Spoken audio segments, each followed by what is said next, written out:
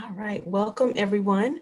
My name is Natasha Pritchett and I am the Senior Career Ambassador here representing the University of Phoenix. I'm located in our Northern Virginia, DC metro area. And I am very proud to present you all with our speaker for today.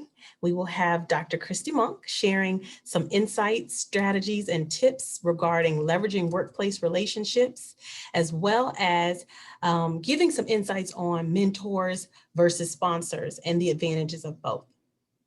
Now, Dr. Monk comes with a wealth of experience in this area, and she has worked with the University of Phoenix extensively, as well as she is an alum, and we're very, very proud to have her share this information with you. And without further ado, Dr. Monk. Hi, thank you, Natasha. Thanks, everyone. So, as Natasha mentioned today, to kick off the Bold Moves experience of leveraging your workplace relationships, we are going to talk about mentors and sponsors and the advantages of both. But before we get started, Natasha has posted in the chat the document that we would be working from today. So, this will be an interactive workshop with a takeaway for you to actually use as you begin to leverage your internal working relationships. So, today, again, the purpose is to learn the fundamentals of networking, improve your ability to communicate. You're going to gain some insight on how to build relationships to grow your career, and then you're going to create your own action plan for creating your professional network. So before we get started, here's the quote that I want us to think about as we're going through today. So, a single conversation across the table with a wise man is worth a month's study of books. Chinese proverbs. And what that means to me is that a lot of times we don't leverage the relationships that we have, but if we sought out people who we aspire to be like or who we see traits that we would like to emulate, we should just have conversations with them. But typically we shy away from those things for, several different reasons. And two of those we're going to discuss today, which are communication styles and our personality types. So before we get started, who is responsible for your career success? And if you could just type your answer in the chat, that would be great.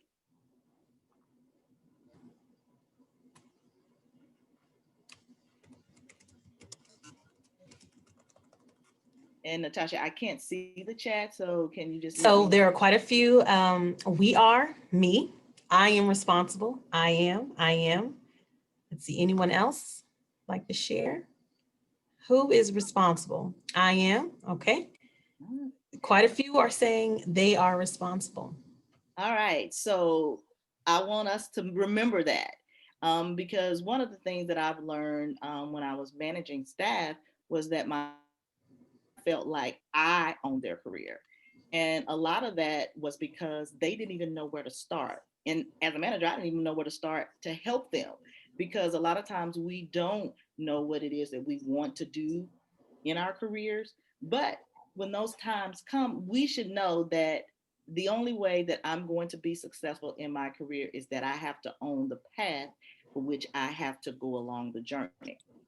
So, we're going to talk about internal networking, but there are four types of networking. And as you see here, we have internal networking, professional organizations, trade shows or conferences, and virtual networking.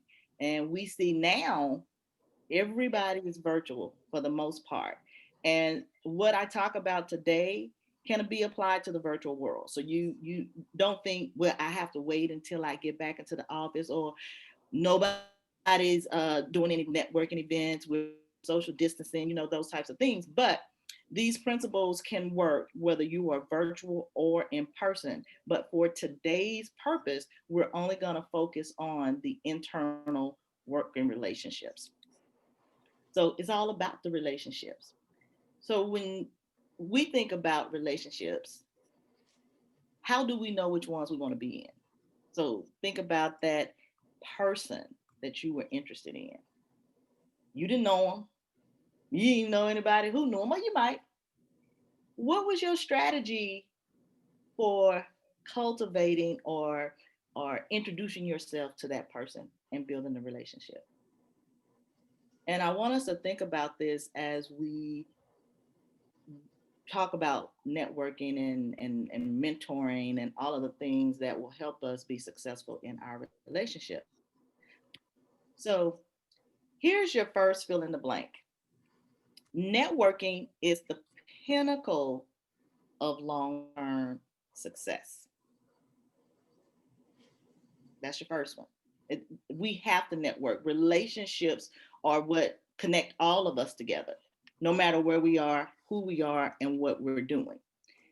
Then your fill in the blank primary focus should be to connect with others who already have influence and believe in you is your next fill in the blank. And I want to ask any of you have actually taken the time to think about who are those influential others that you would like to help you move your career along. And then the next one is success rarely happens in isolation. Fill in the blank. And when you are ready to take your career to the next level, you must seek out people who are where you desire to be. And that the communication piece and the personality piece is going to be essential here, because one's personality type can keep them from actually feeling like or approaching someone, whereas there are some people who are just the life of the party and networking is not a thing to them. So mentors versus sponsorship is what we're going to get into. So the mentorship is, have you tried to speak at conferences and meetups already? It's a question. Sponsorship is, I recommended you for this speaking gig. Can you do that? So here's where we're going to see where they both are important. They serve different purposes, and used together, you can actually have the career success that you desire.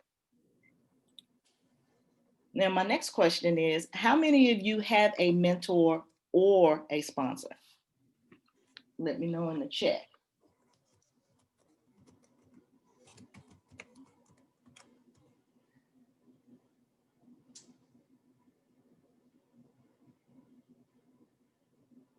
So one person has said neither. Someone says they have a mentor. Another person, thank you, Artressa, Danielle, they both have mentors. Let's see.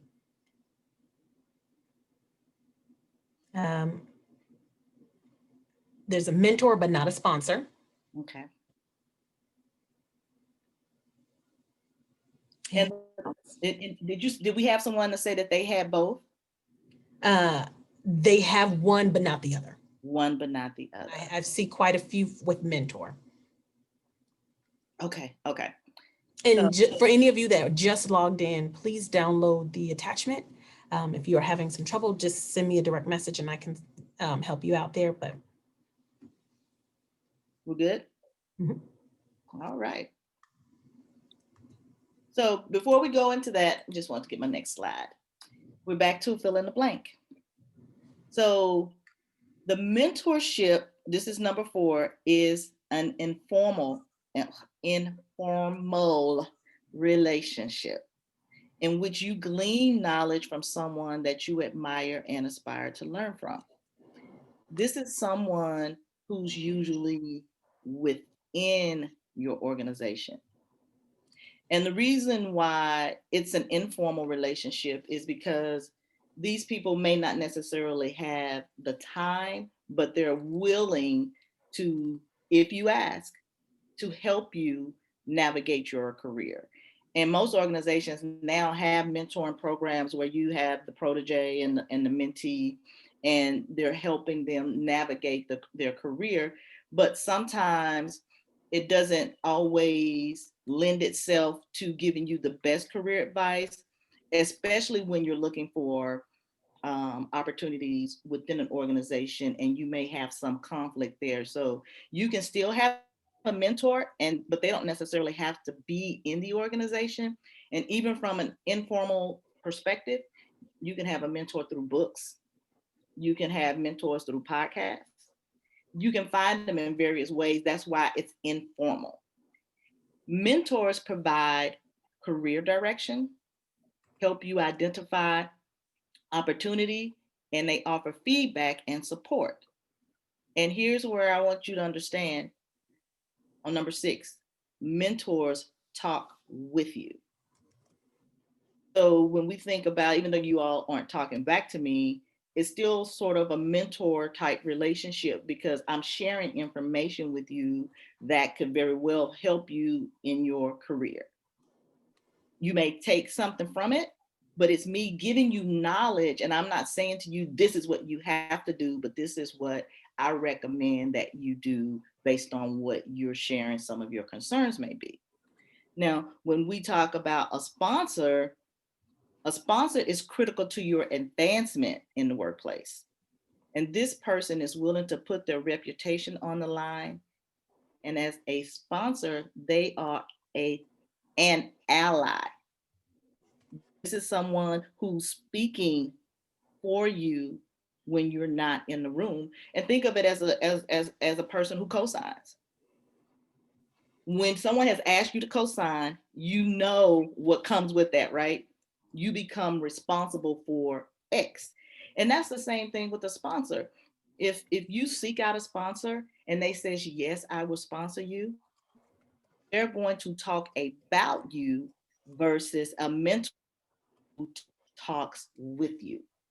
So do you see the difference? Someone can talk to you and give you the advice, but then there's someone who knows enough about you, who sees your work ethic, your work style, and for whatever reason, you are that person. And they will put their reputation on the line for you. And we know it is true, even though a lot of people don't want to believe it. A lot of times it's not what you know, it's who you know. And word of mouth is everything. So I want you to be very, very cognizant of understanding the difference between them both. Mentors talk with you, sponsors talk about you. So that's why I believe that they're both mutually beneficial to your career.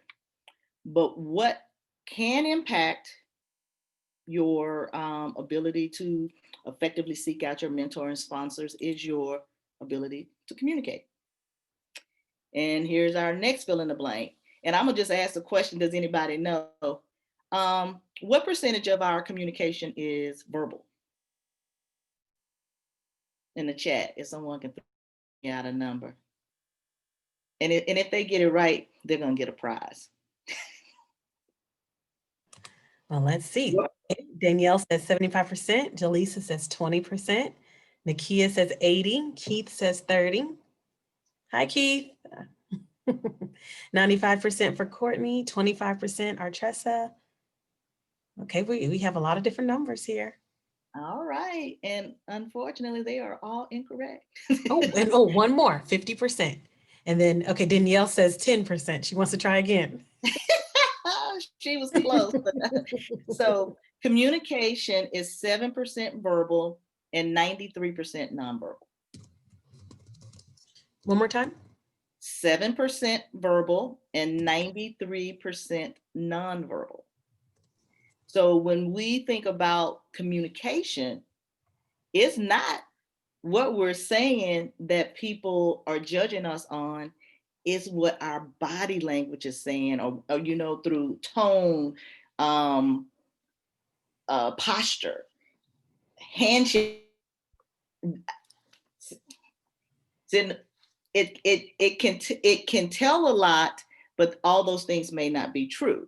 So we want to make sure that we're understanding how we're showing up when it comes to communication and seeking out mentors and sponsors. Because if you think about a person who's timid, what's the likelihood of someone wanting to sponsor that person? Because when we get back to the workplace in general, one of the reasons why I do believe people struggle in their career success is because they really don't bring their authentic selves to work in the beginning. And when we are operating in our authenticity, it naturally exudes the confidence we have. So, and that's another reason why you have to be clear on your core values to make sure that they're aligning with your career choices. Because that's the thing for me, core values.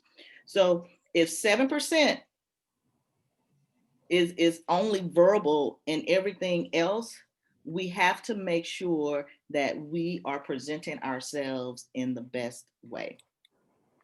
Now, here are our basic communication styles. We have passive aggressive, and assertive.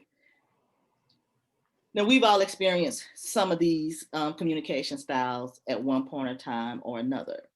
But what I've seen is that many of us are passive aggressive in our communication. And we're afraid to ask for what we want because we fear of the rejection. Or when we're using passive aggressive behavior, especially in the workplace where it is very critical to build those relationships. Because if you think about it, we spend probably 8 to 9 hours of our day at work, at least at one point inside, but we still spend it with the people um, in the workplace. And when we're not communicating in a clear and concise manner, it can impact the perception that people have of you, and then also can impact how you're showing up when you're dealing with conflict or having to have those hard conversations or even having to go present. Because what if you're doing this while you're presenting and you're not making eye contact, you're not doing the things that matter to show your engagement? It can definitely have an impact on your willingness to actually seek out a mentor or a sponsor. And when we think about the sweet spot of communication, it is going to be assertive behavior. And assertive is basically when people know where they stand with you. You basically say what you mean what you say, and you are bringing the best of you to the organization.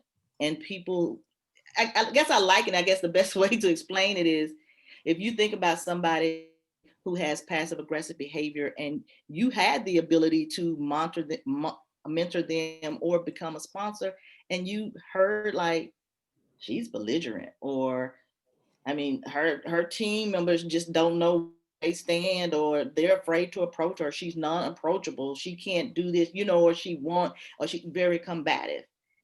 You want to be that person that say, well, yeah, Natasha, she's a clear communicator. We understand what she needs, and she's very communicative when she's not meeting deadlines, or those types of things. So that's being assertive, and being assertive is not being fake. It's just being able to have a clear understanding who you are and what value you actually bring to an organization. Because again, if anybody's going to mentor you or sponsor you, you can best believe they're going to ask other people about you before they even sign on to either talk to you, talk with you, or talk about you. And we want everything to be positive. And we do need to work more towards having assertive communication styles and behaviors. So the other part that I talked about was personality. Introvert, extrovert, omniversion. I'm sure we've all heard of it. Many of us may have taken the Myers-Briggs, and we have some understanding of who we are. And as you can see here on the chart, the extrovert has a preference more for stimulated environments. That's where, things are popping, and the term lit, things going on. They want to go where the light is. Whereas if you go to the spectrum, and I'm going to my right, I'm sure you're left, right. But introverts, they like less stimulating environments. They like peace and quiet and solitude, and they typically they like to work alone. And those types of things actually impact how you show up when you have to build relationships. Because I'm in the middle, omnivert, but it just depends on what I'm doing. And there are times where I may go into events, and if I don't know anybody, I won't say a word. Well, then you come talk to me and I'll talk back. But you have to know those things about yourself when it comes to your approach for seeking out a mentor and a sponsor. Because again, I think for an introvert, it's great if somebody talks about me or introduces me, because I'm like, ooh, okay, so now I'm free to talk about myself. But if I had to just go out and do that, I wouldn't do it. And Natasha is a great example of her reaching out to me. But I showed up in my extroversion when I was like, oh yeah, because this is something that I enjoy. And that's another thing when you think about who you are, you have to know what your actual approach is to being able to show up as your best self. And there may be times, let's just say, for instance, as an introvert, if you are networking, maybe you can ask someone to introduce you. If you know from there, you can carry it. But again, they're sponsoring you and saying, oh, I want you to meet my friend. And then you get into that space. And that's why I don't like to write letters of recommendation, especially for people I don't know, because my name is on the line for that person. And if that person doesn't do something, guess who they're going to say? Christy, she introduced us. So be mindful of that too. But I say all that to say is to make sure that you have a clear understanding of who you are and your personality type when it comes to seeking out mentors and sponsors. Because another example, what if your mentor is extroverted and they're throwing a lot of things at you, and where you're introverted, process a little bit slowly. And so you need to know that, because the perception can be, well, are they interested? Or are they not getting it? But you have to know who you are. And these are some of the things that you can talk about with your mentor and or sponsor when you find one that you want to work with. So extroverts, as I just mentioned, they're talkative, they're sociable, they're action oriented, enthusiastic, outgoing, and they like being the center of attention. And I don't know if you're like me, and we've had those times when we've seen people who were extroverts and we labeled them as they kissing up, or they're trying to do this, they're trying to let the boss know this or that. But really, it's just who they are. And understanding that about ourselves, it helps us to show up in a way that we will actually achieve the career goals that we have. Then we have the introverts, which are more quiet and reserved, observant.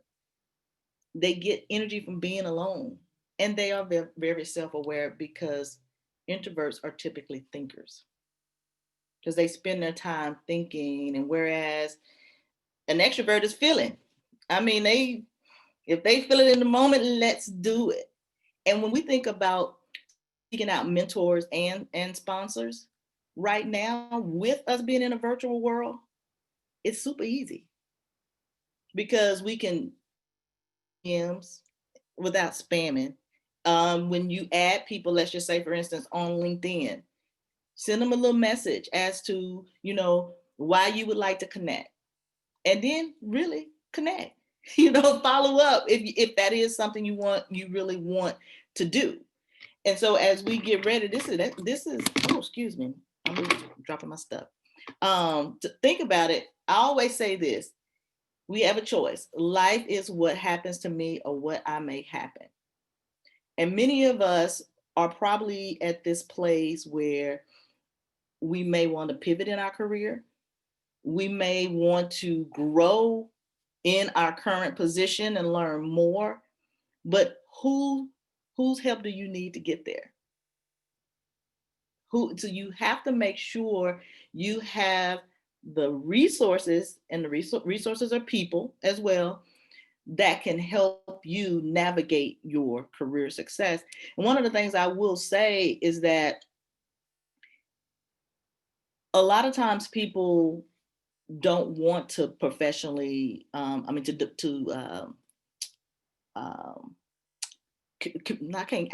my words out. A lot of people don't want to invest in themselves professionally. And that is one of the, I think, the underlying or the root causes for people not being as successful as they could be in their careers simply because of that. So when we're talking about getting the people in place, rocking those relationships, what can you do to make it happen for you? So the benefits of networking, of course, new opportunities. I actually had someone you know what? The benefits of network. I'm gonna use Natasha and the University of Phoenix as my example. So first I said the benefits are the new opportunities, relationships, increase productivity, and increase knowledge. So Natasha and I networked, and it was for one thing, and it was the business. It was a business thing. What was it called? The entrepreneurship series, navigating the pandemic. Natasha reached out to me on LinkedIn. I had never seen her, never heard of. And she was like, well, can we talk? And do you have talk? I have something that I think that you may be good for. Okay, thank you. And look what we've morphed into, the Bold Moves experience. And it all started from one person to me. And even a LinkedIn profile, if you don't have one, you should, because that's a way for people to connect with people who may be able to, they could give new opportunities to, they want to build relationships with. And then inside your organization, it's going to help you be more productive, and you learn more about the organizational knowledge. Because what you want to do in order to be marketable or have that competitive advantage in the workplace, you want to have a mentor and a sponsor, because you want people who can give you the need. So your beliefs don't make you a better person, it does. And a lot of us, and I can speak for myself, first generational college student, and a lot of things I didn't know, and I thought the things that I could do in high school was going to get me through college. And even as I became, a manager and a leader of people, and then even in my business, I had to find people who more than I did. And I had to be willing to relinquish my pride to say that, oh, I'm Dr. Christie. I know that. So I have a mentor, I have sponsors, and you see, I have S's, but I had to learn that. And so that's why I want you to think about, where are you in your career and what's actually stopping you from seeking mentors. And typically what we see is men, and I think we have some men here today, but statistically, men will apply for a job if they're only 60, sure they'll get it. And women, we have to be 100%. But men also mentor or seek out mentors with other, other men. My thing keeps saying I have a poor connection. I'm sorry, you guys. So here we go. Support, advice, guidance. That is what a mentor does, and a sponsor. Success occurs when opportunity meets preparation. So in order for you to be prepared for the next step or next level within your career, who do you need? A mentor, sponsor. And success occurs when opportunity meets preparation. And one of the things I just said is that one of the benefits of having a mentor and a sponsor is what? The opportunity. So opportunity. So here are some strategies that we can use. Understand your personality type, know your communication style, seek out mentors and sponsors, Invest in your professional development so you can rock your relationships. So what's next? You're going to create your professional network. And so if you have already downloaded the document that Natasha placed inside the chat, you to actually work on in your own time and space. And this is how you can create your professional network. And the first one is just to make a list of all the key departments in your organization. And then write down the name of the person that you may be interested in having mentor you or to get to know you, because they may want to later sponsor you. And then set up time to meet and connect, discuss your career goals. And this is easy, especially now in the virtual environment. And if you're an introvert, you don't even have to have your face on the screen. I mean, at least have a picture. But I think in person, on virtually, and I'm just being funny, virtually, you do want to still be able to see and connect, because that's how you build those relationships. Then take some action to sustain, write those down. What will you do to sustain and maintain the relationship? So is that somebody just popped up? uh, um, uh, you have to have the action steps that you want to sustain it, because sometimes we'll reach out to people and then you'll never hear from them again. And typically, if you want a mentor, the mentor is not gonna follow up with you. You need to follow up with them, especially because they have things they have going on, right? And I think another benefit, or a mentor will open up their network to you. Like, they have people they you to. And that's why I said they talk to you, but they have to find out from you how they can help. And that's going to be one thing that I believe I have down here, that you're going to have to assess when you are seeking out a mentor, because it is a two-way agreement, but you have to know what you need from them, and they have to know what they need from you, and then the expectation out there, and then what it looks like once it's done. So, and then two, after you develop your list, what comes up for you, and have you been in environments with these people before? And if you haven't been in environments and there are certain things you want to do, another way to successfully, I guess, seek out those mentors and sponsors, volunteer for special projects. Who you are. And then I want you to create an elevator speech, so you can kind of talk to them about what it is you want to do. If any of you here have done any type of side businesses or whatever, they teach you your elevator speech. So who are you, what you do, and what value do you add, or what problem do you?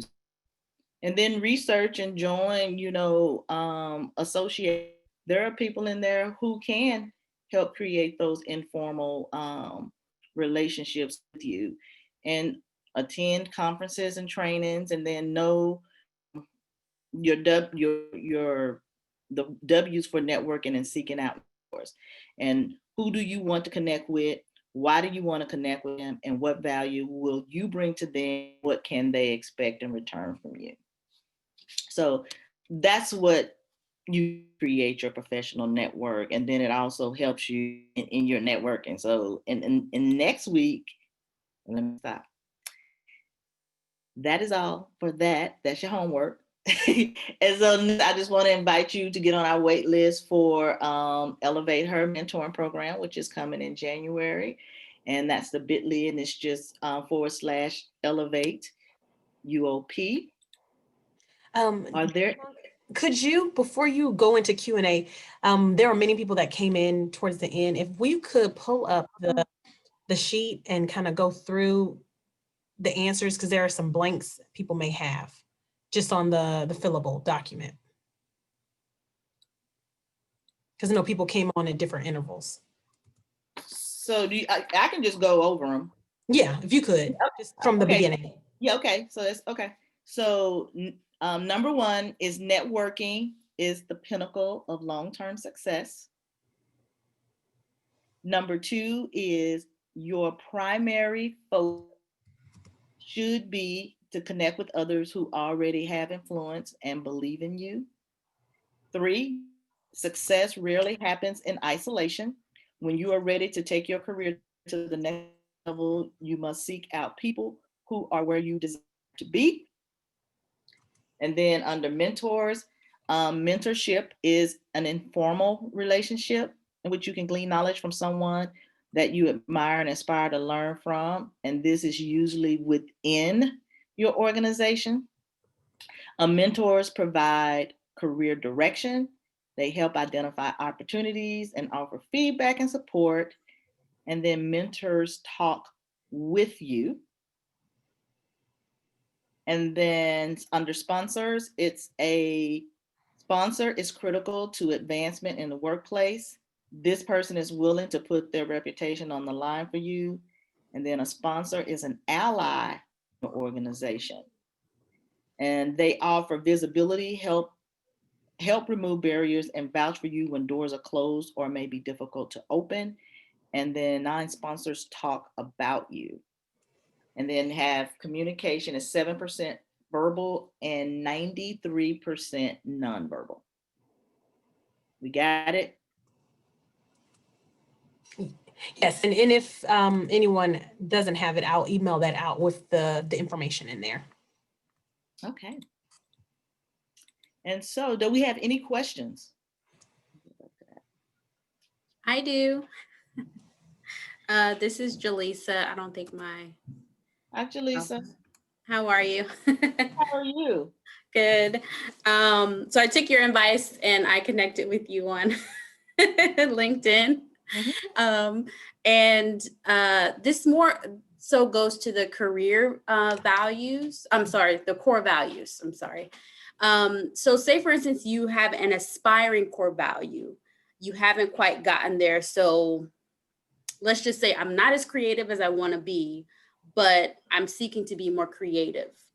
Would I add that as my core value, or would I set up another table to say things that I aspire towards? Well, if you're aspiring towards it, it is a core value. Okay. So it is a core value, because your core values actually should, again, align with every area of your life. And so if creativity is one for work, but maybe not at home, you can probably prioritize what's important at that moment.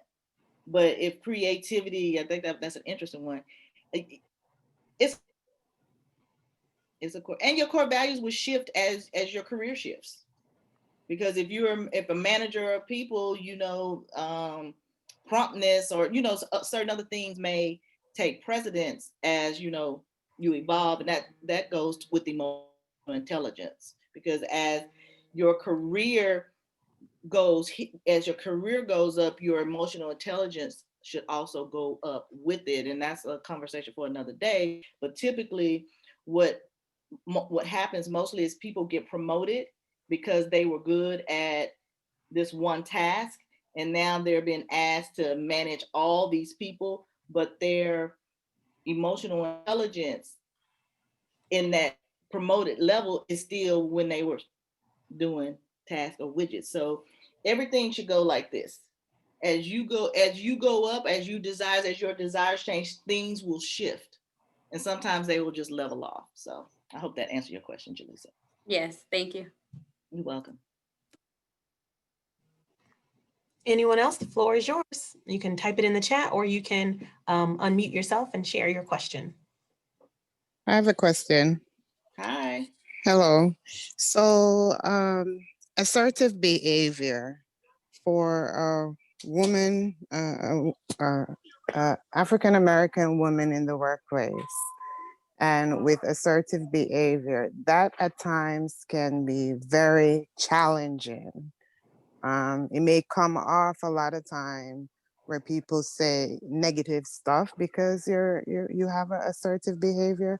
Mm-hmm. How would you recommend to balance, or with tools to keep that at a balance, at the same time keep your core values in check? Well, first you have to understand who you're talking to first, right? Because most times when women of color are labeled as aggressive over assertive, but really it's being assertive. And it's really not your issue. It's an issue it's a label that's being projected on you because of the way somebody else thinks or feel, and that Correct. their own intimidation. I always say, be who you are. And again, I said a person who's assertive means what they say and say what they mean, but you're not yelling, but you're being very direct. And so there's not a lot I would recommend you shift other than be mindful of your audience. And there may be times where you may have to walk away from a conversation and then come back when you can be assertive. Because I think once you stop being who you are, it numbs you, and then it keeps you stagnant. I'm a believer you be the voice and not the echo. And we, at this point in time in history where we are, we can no longer let those types of things or those labels that are placed on women, period, in the workplace keep us from using our or speaking our voice and using it in a professional way. But if you know that you can come across assertive or not aggressive, sometimes take heed to that, because depending on how often it's coming at you and who it's coming, be some cause for you to have to adjust maybe your tone, not necessarily changing what you say, being mindful of how it's coming out, and also be mindful of the body language. Remember, 50% is nonverbal. So if you're talking like this, that can, but you're talking like this, somebody can still perceive it as, "Oh, she's aggressive, she's using her hands."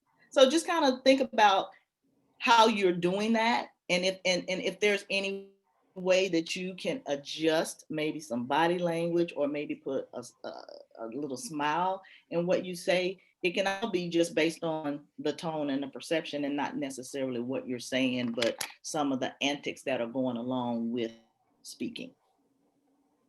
Okay, thank you. You're welcome. And Dr. Monk, there's another question, but a great response. And thank you so much for that question. When is networking becoming a burden? And Sandeep, you can unmute yourself if I'm not getting your thought across. When and where do you draw? Sure. So I think the question really is networking till the point where people feel welcome and vice versa. But sometimes, I'm not giving away their private space, and trying to overdo networking is really the question. Is, so how do you know the person on the opposite side is really welcoming you, receiving you in a positive way, and when do you stop? Is this virtual? Like, are you speaking like in the virtual environment, or both? More in person. I mean, again, virtual has been 6 months, but in a normal life, how would you know the person really enjoy networking with you and vice versa? And then where you say, this is where I need to draw the line and say step back. Maybe this is, I'm overdoing it as part of networking, getting involved in the social activity, getting involved in the social causes, or even in the office activity, right? It's all good, but then certain time your networking and mentoring should not become a burden for somebody. So how do you read those signs? What's the way to balance that? That's a great question, and Thank you. nobody's ever asked me that. But how do you read the signs? Again, I think body language and response would be key indicators if a person is interested. But again, it depends on how often. Let's just, this is this one person you're coming up to and they're kind of like brushing you off. I think we could tell then, yeah, well, maybe I just need to back away. That's why I think it's important to have that elevator speech, because it's that quick thing that allows people to get to know something about you. And you can also kind of tell by the conversation. We'll be like, well, okay, well, it was nice to meet you, and they move on. So I think it's just being able to read people and their response as you're interacting with them. So, I mean, that's kind of it's a difficult question to answer, but I think for the most part, it's reading those those nonverbal cues. Yeah, I'll tell you why I asked that question. I think good response, and thank you for sharing your experience. It's also the cultural barrier, right? Some culture it's okay to hang out, go for drinks, especially in the US. It's very social and whatnot. But certain cultures are kind of very conservative as you go more towards Far East. So how do you balance that, right? If you happen to have a boss who happen to be of a different heritage, who's not used to be, very comfort in socializing, networking, mentoring, whatnot, versus in the US where, we're okay to have drinks after the work and things like that. So that's really where the intent of the question was coming from. How do you draw that line? No, I mean, it was a good question. And it really is a good question. Yeah, thank you. Any other questions, Natasha? Yes, there is another one from Keith. He says, I'm a larger Black male and bald head, see camera. We see him. How you doing? Hi, Keith. In a leadership role over those that don't look like me, as to not be intimidating, I find myself showing 32 teeth more often. So bringing my true self to work is a challenge. Any thoughts? And of course, Keith, if you want to unmute and share, you can as well. Anything? Oh, okay. So Keith, Yeah, I got it. So I'm in the role where most of my direct reports they don't look like me. I'm a 6'5" guy, so I walk in the room automatically. I'm considered intimidating, right?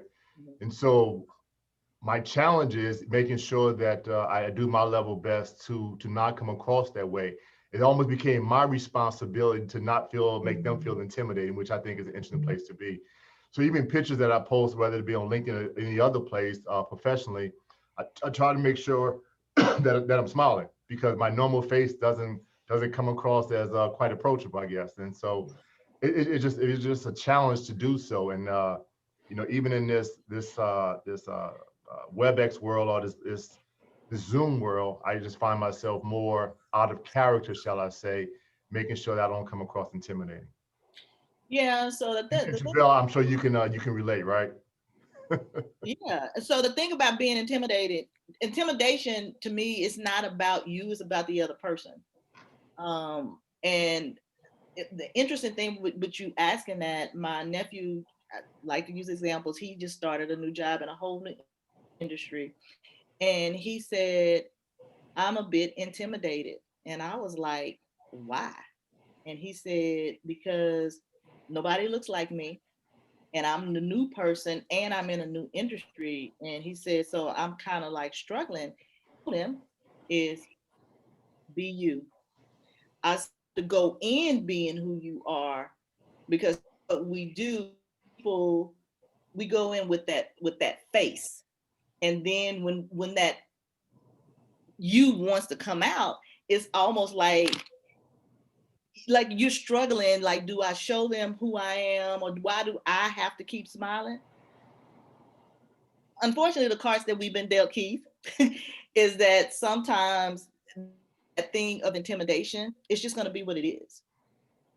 But I would say for you, find the balance to where you can be your best self, because what it sounds like, they have not taken the time to get to know you, or they realize, oh, he really is not mean, or he's not, because I used to get that all the time. I used to say I wasn't approachable, which I could see that, because sometimes I just wouldn't smile. But then when people get to know me, yeah, it's a whole nother thing. So I would just say, find a way, Keith, to bring balance to make you feel safe in that space. And that's not always acquiescing to other people, but you just show up as Keith. And if you're not smiling one day and somebody's like, "What's wrong with you?" It's like, I'm just not smiling.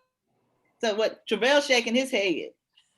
No, that is excellent advice. Like, I teach my nieces, nephews, anybody, like, you have to show people who you are up front, like right up front.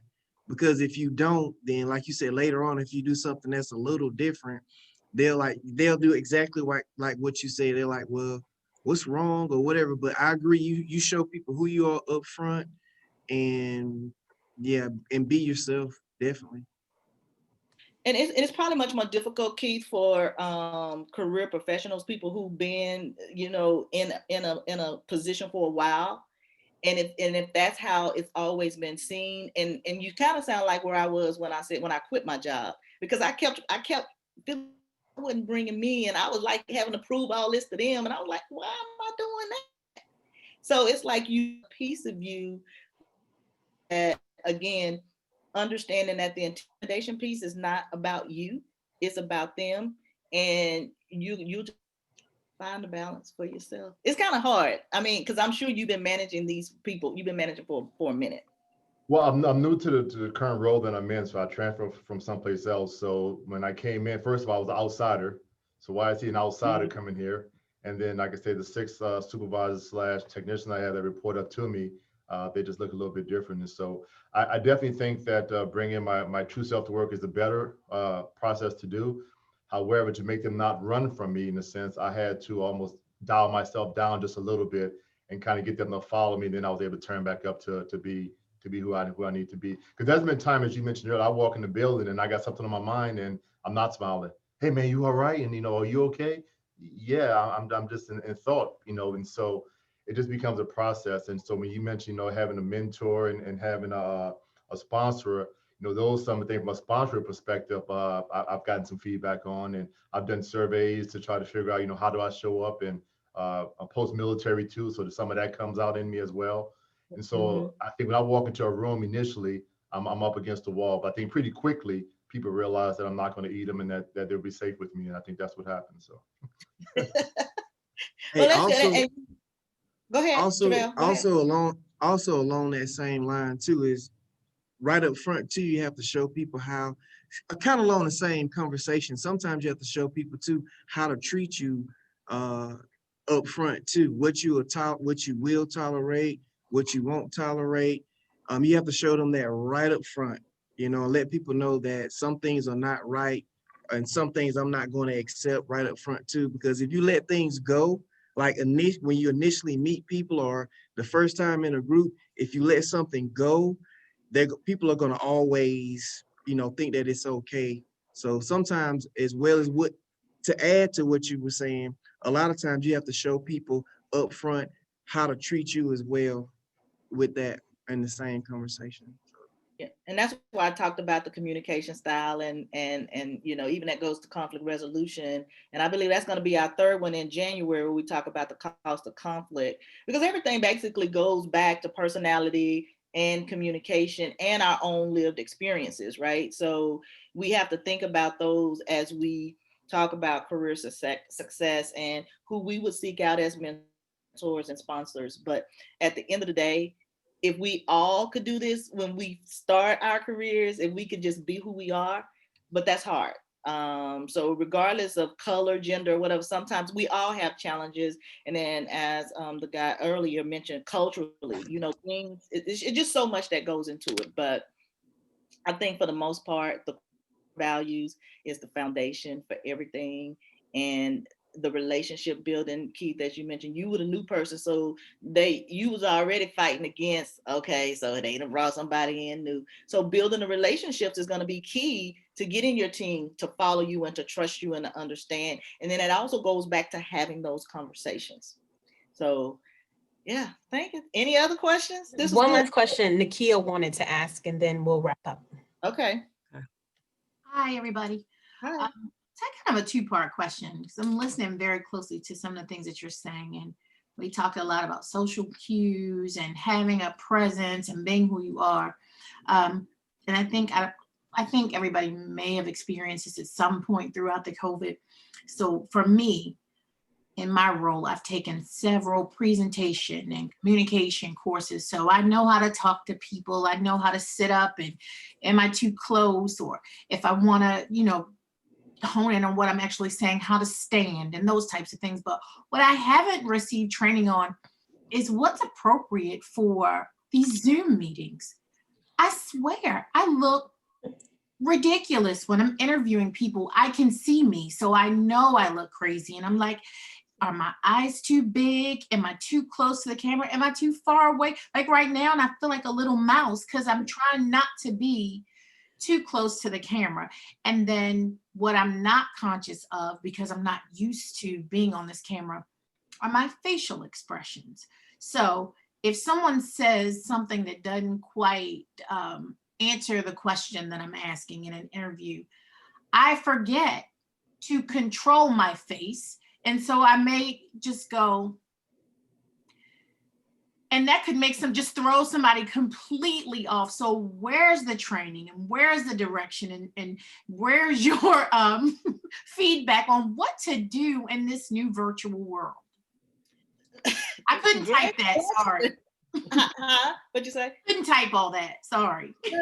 No. So, I mean, in the virtual world, it is a transition. So I agree with you. So I am that person.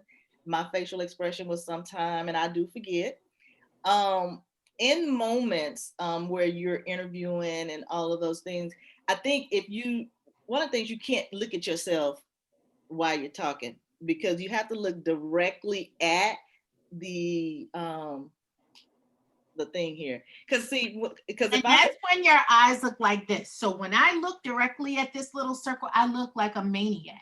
So I try to look like, I don't know what I'm trying to do, but what I'm trying not to do is scare the person away.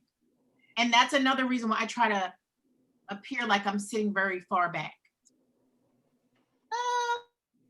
Look, so I don't have a training for that, but I did write this down as something to research. But I know the one thing, the etiquette to me, and I applaud you all for jumping on camera because it still builds connection. And I think you shouldn't be so concerned, Nakia, with how you're looking, because on the other side, that may be for you, because you look, far away, but you looking at me, but I can't see your eyes look like how you tried to make them look. And because I look far, so I think it could just be with the camera. But I'm gonna do some research on the Zoom meeting etiquette we may do a workshop on that.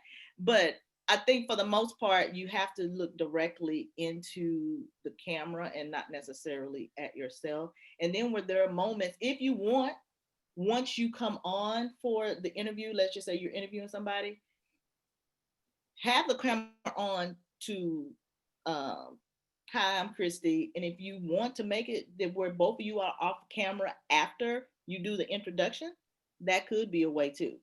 And then at the end, or however you want to do it, and I'm just making this up, but I would think that you could come on camera to do the introductions, if you have an interview panel or if it's a few of y'all, and then if you want to then go off camera and ask the questions to eliminate the facial expressions and then come back on at the end, that could be an option.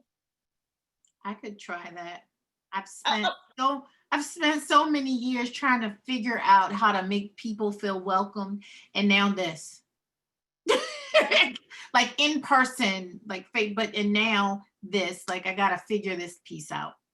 That's all. Yeah, but I think that could be one way to do it that way, because you still, I see you, I'm introduced to you, but then you can say for the interview, we're gonna go off camera just to make sure everybody feels. We will come back on the end as we close out. I think even the person on the other end would probably feel better, because they don't they looking at me, and what if I look off and I don't know the answer, I have to think about it. Mm-hmm. So I'm just saying, an easy way right now, come on, introduce what we're doing, we got questions, we're gonna go off camera, set the expectation, and then come back on camera. But if they stay on, you can just say, well, we'll overlook the facial expressions now. But I think that's a safe way to and here's where I am with the hands. I'm a hand talker. So what I do is this, because otherwise all you would see is my hands. I'm always, so I just keep my hands together. Yes, that's a good, and I think your hands wouldn't feel so far away if you were closer up to the computer. Okay, notes taken. Thank you. You're welcome. Any other questions or any suggestions? I think we're good. I think we're good for time, and we want to be mindful of everyone's time. I did find a link, so I put it in the chat. I've also shared your LinkedIn link as well. That's in the chat. All And right. Hello, And then Natasha. next one, we're going to talk about networking one-on-one. So we're going to go a little bit deeper into it on our next live session on these. so if they want to go ahead and register, you can open up your camera and of course, I'm sure you all are familiar with these QR codes. If you want to go ahead and register for the next event happening in December 12th at 4 p.m. Hello, Natasha. May I make a quick comment real quick? I know you're about Sure. to. I want to thank Ms. Monk for this wonderful workshop. I was told about this like a couple days ago by a girlfriend of mine, and it was so useful. I honestly wish we had this kind of workshop.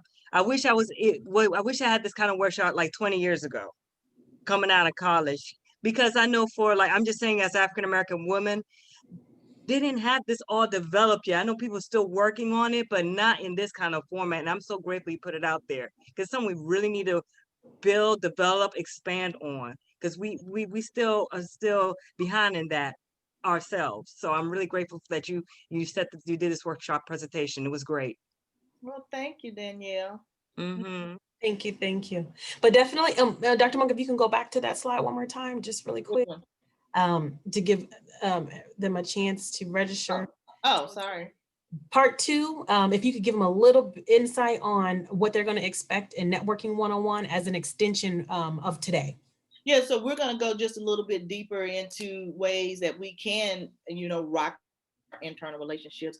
And I think what I am going to do, since I do have a little time to expand on it, I'll add the part about making it virtual, how we can do this, virtually, because I think we'll be in this space for a minute. And so I think it's worthy of finding ways that we can effectively rock our internal relationships virtually.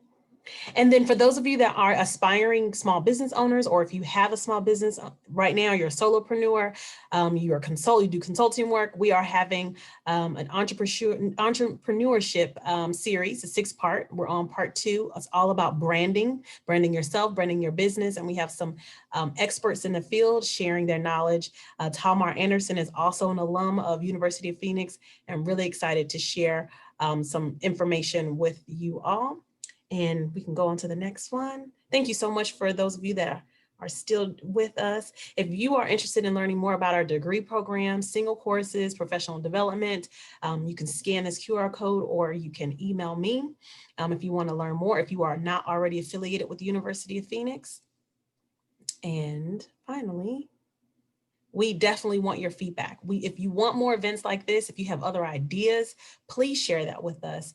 Dr. Monk creates her own content so that she can share it with you all. If there are things that you want to know more about, if there are ideas you have, please definitely share that. And then if you enjoyed today's presentation, definitely give us that feedback as well. So if you don't get a chance to scan this QR code, a link will be provided to you via email. And again, we're so thankful for you all to have joined us. Thank you so much for your time today. Thank you, everyone. Thank you again for all coming on. Thank you. Thank you. Bye-bye.